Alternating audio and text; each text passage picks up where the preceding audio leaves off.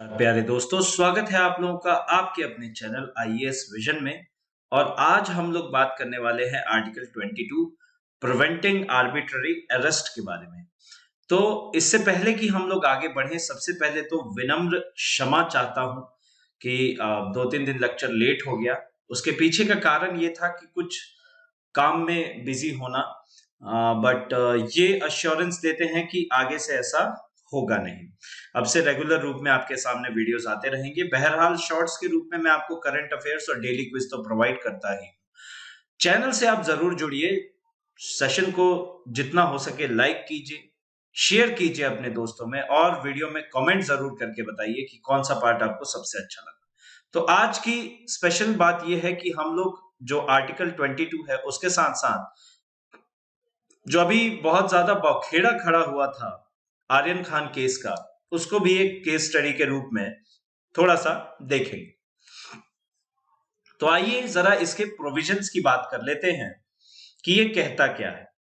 तो सबसे पहली बात तो ये प्रोटेक्शन है अरेस्ट और डिटेंशन के अगेंस्ट कुछ केसेस में।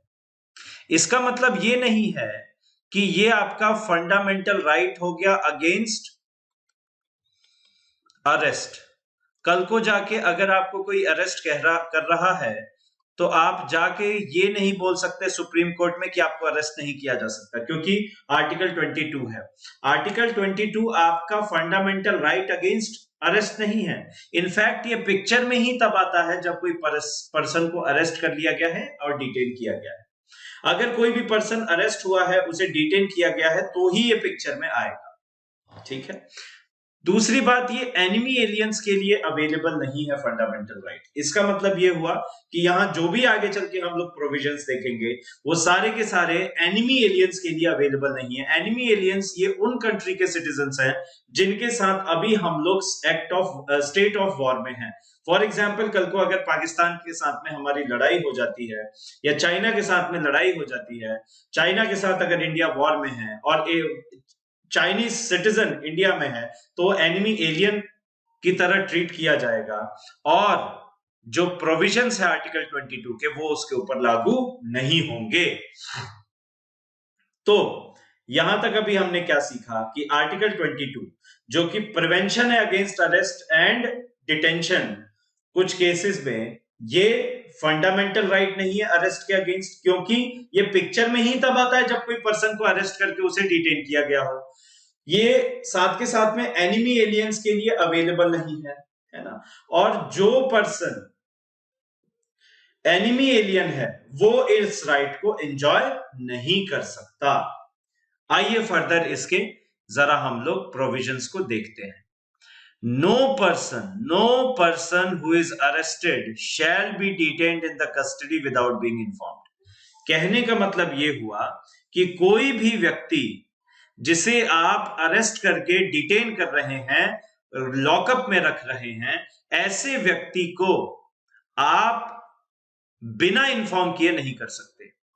तो फिर बाद में सुप्रीम कोर्ट ने कहा कि अगर आप किसी व्यक्ति को अरेस्ट करने जा रहे हैं और उसको बता दे रहे हैं तो फिर उससे फायदा क्या हो रहा है?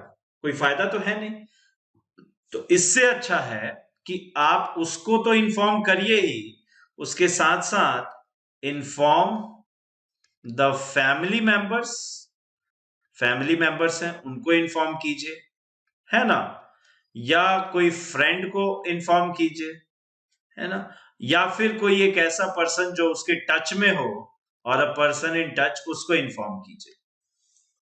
तो कोई भी व्यक्ति अगर अरेस्ट हो रहा है तो या तो उसके फैमिली मेंबर्स, वो अरेस्ट हो रहा है तो उसको तो पता है ही, फैमिली मेंबर्स, फ्रेंड और कोई पर्सन जो टच में है उसके, उससे वो बात कर सके, जिससे वो बात करता है उसको ये बताया जा सके। ये इंफॉर्मेशन जरूरी है ताकि अगर कोई पर्सन लॉकअप में पहुंच गया आफ्टर अरेस्ट तो उसके फैमिली मेंबर्स, फ्रेंड्स या जो लोग उसके टच में हैं वो एटलीस्ट उसके एडवोकेट को इन्फॉर्म कर सके, उसके लिए एडवोकेट प्रोक्योर कर सके और उसका डिफेंस तैयार कर सके। ठीक है। तो दैट इज व्हाई ये इंपॉर्टेंट हो जाता है। किसी भी व्यक्ति को सिर्फ सस्पिशन के बेसिस पे अरेस्ट नहीं किया जाएगा। मान लीजिए कि आपने सोचा कि मेरी सैलरी आई नहीं है और मैं चल के एसबीआई में पैसा मैंने देखा बहुत ज्यादा है, मैं चल के एसबीआई से कुछ पैसे निकाल लेता हूं इन अ वे कि वो इलीगल है। कहने का मतलब मैं बैंक लूट लेता हूं। आपने मनी हाइस्ट देखा, आपका एकदम बूस्टअप हुआ मोरल, आप पहुंच गए बैंक, आपने कहा चलो दे दो, बंदूक लेके पहुंच गए, है ना, तो आपको गिरफ्तार किया जाएगा। लेकिन अगर आप ये सोच रहे हो तो सोचना गुनाह नहीं है, करना गुनाह है। तो सिर्फ सस्पिशन के बिहाफ पे किसी को अरेस्ट करना इज नॉट वैलिड। कोई भी पर्सन जिसपे सिर्फ शक है, ऐसो को अरेस्ट नहीं किया जा सकता। So no person shall be arrested on mere suspicion. सिर्फ शक के बिना पे, शक के आधार पे किसी को अरेस्ट नहीं किया जाना है। नेक्स्ट प्रोविजन है कि जो औरतें हैं उनको जितना कम हो सके अरेस्ट किया जाए, और अगर अरेस्ट करना कंपलसरी ही है तो एक लेडी कांस्टेबल प्रेजेंट होनी चाहिए। लेडी कांस्टेबल की मौजूदगी में यह अरेस्ट किया जाना चाहिए। अगर किसी भी लेडी का, किसी भी महिला का, किसी भी वुमेन को अरेस्ट किया जा रहा है तो उस वुमेन को अरेस्ट तभी किया जाए जब एक लेडी कांस्टेबल प्रेजेंट हो टाइम ऑफ अरेस्ट के वक्त, ताकि वो सी थ्रू कर सके कि किसी भी तरीके की जोर जबरदस्ती नहीं हुई है और लॉ कंप्लीटली फॉलो हुआ है जो वुमेन के अकॉर्डिंग है। ठीक है। और इसमें अगर आप और फर्दर जाएंगे तो फिर प्रोविजन में एक चीज और आती है कि जो अरेस्ट है वुमेन का, वो रात को, शाम को 6 बजे से अगले दिन सुबह 6 बजे तक इस टाइम ड्यूरेशन में नहीं होना चाहिए। यानी कि ये जो अरेस्ट है वो 6 से 6 के बीच में हो, सुबह से शाम, रात 6 से सुबह के 6 बजे के बीच में ना हो। तो ऐसा भी प्रोविजन है। Every person who is arrested and detained in the custody shall be presented before the nearest magistrate. जैसे मान लीजिए जयपुर में है, हम जयपुर में है और यहां से दूर है, कुछ किलोमीटर दूर है, मान लीजिए बांदीकुई। तो बांदीकुई एक जगह है जो कि यहां से दूर है, अरेस्ट बांदीकुई में हुआ।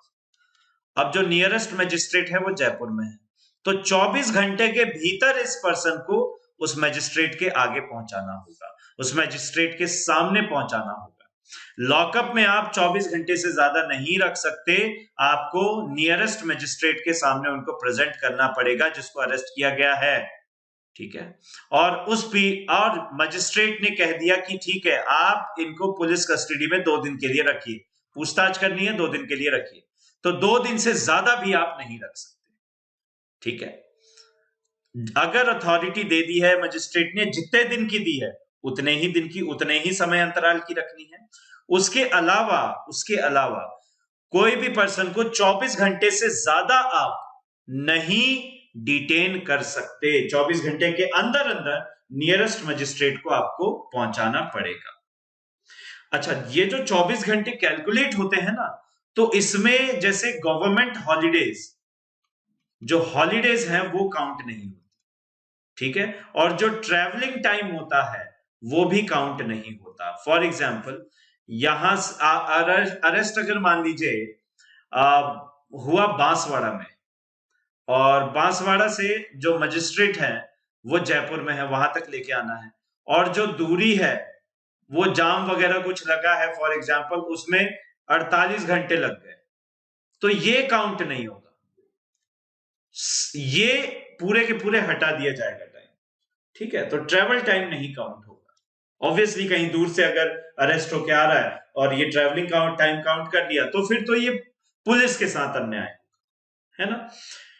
दूसरी चीज, कभी भी हॉलीडेज काउंट नहीं होती। इसीलिए आपने सुना होगा कि जो हाई प्रोफाइल केसेस होते हैं उनमें अरेस्ट हमेशा फ्राइडे इवनिंग को दी जाती है, ताकि पुलिस के पास 2 दिन का समय रहे, सैटरडे संडे का, और वो अपनी पूछताछ, इंक्वायरी, इन्वेस्टिगेशन को जारी रख सके।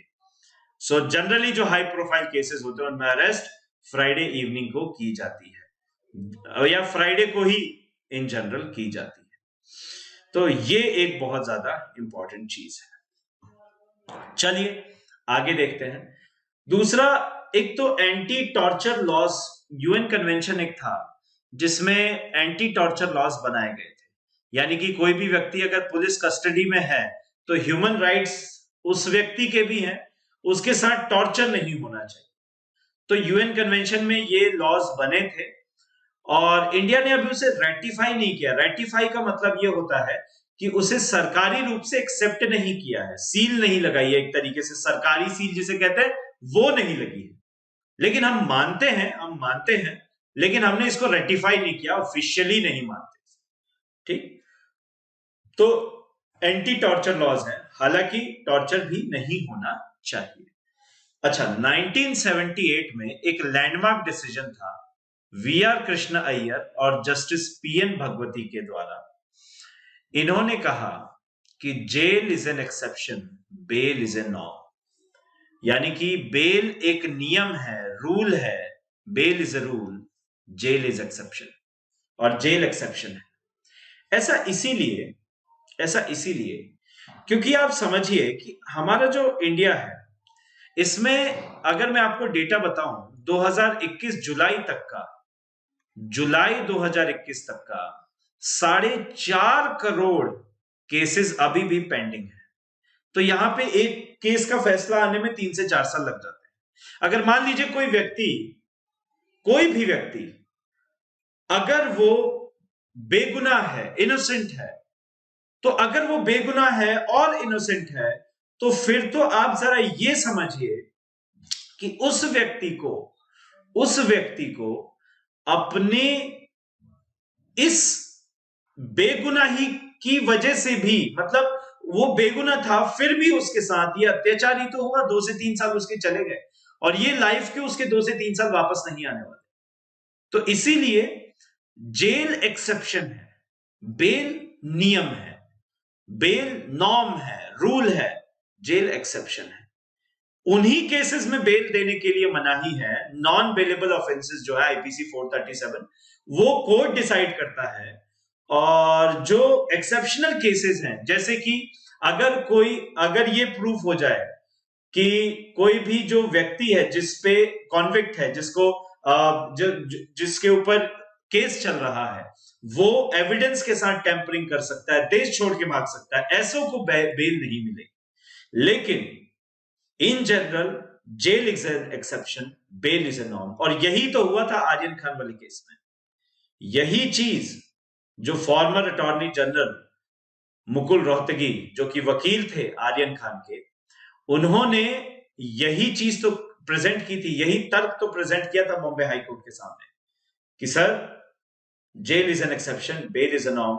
व्हाट्सएप चैट्स के आधार पे आप किस तरीके से इनको डिटेन कर सकते हैं। उसके अलावा व्हाट्सएप चैट्स को वैलिड नहीं मानता कोर्ट। और आर्यन खान के साथ, आपको पता हो नहीं हो, आर्यन खान के पास ड्रग्स नहीं पकड़ी गई थी, लेकिन पेडलर्स थे। उस पार्टी में जो कुछ भी था उसको आधार बना के, व्हाट्सएप चैट को आधार बना के एनसीबी उसको और डिटेन करना चाहती थी। बाद में सुप्रीम कोर्ट ने उसको बेल सुप्रीम कोर्ट नहीं, बॉम्बे हाई कोर्ट ने उसको बेल ग्रांट कर दी थी, because jail is an exception, bail is a norm. Otherwise ये आर्टिकल 22 का ब्रीच होता। और जैसा कि हम बता ही चुके हैं कि जो ये प्रोटेक्शन है अरेस्ट एंड डिटेंशन के अगेंस्ट, ये एनिमी एलियंस के लिए नहीं है। एनिमी एलियंस जिनके साथ हम वॉर में हैं, उस कंट्री के सिटीजन, और अगर ऐसो को शक के आधार पे भी अगर अरेस्ट करना है, किया जा सकता है। जरूरी नहीं है कि अरेस्ट करने के बाद 24 घंटे के अंदर इनको कोर्ट के सामने पेश किया जाए, है ना। जरूरी नहीं है कि एक लेडी कांस्टेबल प्रेजेंट हो, but for moral reasons present होनी चाहिए, बट जरूरी नहीं है, ठीक है, because they are enemy aliens, ठीक है। और तो और ये उन लोगों पे भी लागू नहीं होती जो कि प्रिवेंटिव डिटेंशन में है। अब ये प्रिवेंटिव डिटेंशन क्या है, ये नया शब्द आया, इसको जरा हम लोग देख लेते हैं। Punitive versus preventive detention. देखिए, प्यूनिटिव डिटेंशन का मतलब है जिसको लॉकअप में रखा गया। डिटेंशन मतलब लॉकअप में रखा गया, बंद रखा गया, डिटेन किया गया। तो डिटेंशन जो कि पनिशमेंट का पार्ट हो, जो कि पनिशमेंट की वजह से दिया गया हो, आजीवन कारावास, 7 साल की जेल, और श्रम सहित कारावास, तो ये सारे के सारे जो हैं ये प्यूनिटिव डिटेंशन में आते हैं, पनिशमेंट के साथ में है, पनिशमेंट का पार्ट है, तो प्यूनिटिव डिटेंशन है। ठीक है, अगर कोई क्राइम हो गया है या फिर कोई कॉन्विक्ट प्रूफ हो चुका है तो उसको प्यूनिटिव डिटेंशन दी जाती है, जेल में बंद किया जाता है, उसके साथ लेबर करवाया जा सकता है, तो वो अलग अलग नॉर्म्स होते हैं। नेक्स्ट है प्रिवेंटिव डिटेंशन। अब देखिए, मान लीजिए मैं अगर ये सोचता हूं कि कल मैं एक रैली ऑर्गेनाइज करवाऊंगा और उस रैली में 4-5 लोगों को पीट दूंगा, 5-10 लोगों को पिटवा दूंगा और जितना भी सोशल स्ट्रक्चर है उसको डैमेज कर दूंगा, पब्लिक ट्रांसपोर्ट को नुकसान पहुंचाऊंगा, तो ये अगर ऐसा है और पुलिस के पास ऐसी खबर है तो क्या मुझे डिटेन करना गलत है? नहीं, तो मुझे डिटेन करना सही है, क्योंकि चाहे कुछ भी हो, पब्लिक हार्मनी जो सोशल बैलेंस है उसको कोई भी हार्म नहीं कर सकता, तो प्रिवेंटिव डिटेंशन इसीलिए लगाया जाता है और ये मेयर सस्पेंशन पे हो सकता है। ठीक है, तो ये है प्रिवेंटिव। प्रिवेंटिव मतलब बचाना, तो प्रिवेंटिव डिटेंशन बचाना है। ठीक है, अच्छा, ये स्टेट और यूनियन दोनों ही गवर्नमेंट्स द्वारा बनाए जा सकते हैं, गवर्नमेंट्स। ठीक है, ये थोड़ा सा स्पेलिंग गलत हो गया, गवर्नमेंट्स, तो यूनियन गवर्नमेंट हुई या फिर स्टेट गवर्नमेंट हुई, उनमें से दोनों में बनता है। लेकिन अगर हम लोग बात करें जैसे यूनियन गवर्नमेंट के लिए यूनियन लिस्ट है, union list, state list, concurrent list, पता ही होगा आपको। इसमें डिफेंस हुए, defence related matter, foreign affairs related matters, ठीक है, और या फिर आपका security of India, national security, है ना। तो इसके आधार पे अगर इसमें कोई ब्रीच है तो फिर प्रिवेंटिव डिटेंशन यूनियन ऐसे लॉज पास कर सकता है, यूनियन गवर्नमेंट। वहीं अगर स्टेट लिस्ट की बात की जाए तो स्टेट लिस्ट के according security of a state, ठीक है, सिक्योरिटी ऑफ अ स्टेट या फिर एसेंशियल सप्लाईज, पब्लिक ऑर्डर, तो इसके आधार पे प्रिवेंटिव डिटेंशन। एसेंशियल सप्लाईज का मतलब क्या है? फॉर एग्जांपल टमाटर है, मैंने उनको जमा कर लिया, अपने प्राइवेट कोल्ड स्टोरेज में जमा कर दिया, अब ये सप्लाई आम जनता तक पहुंच नहीं पा रही, और अगर मैं ऐसा करने वाला हूं तो मुझे प्रिवेंटिव डिटेंशन में रखा जा सकता है। आर्टिकल 370 जब हटाया गया तो बहुत सारे वहां के लोकल पॉलिटिशियंस को, लोकल नेताओं को प्रिवेंटिव डिटेंशन के तहत हाउस अरेस्ट किया गया।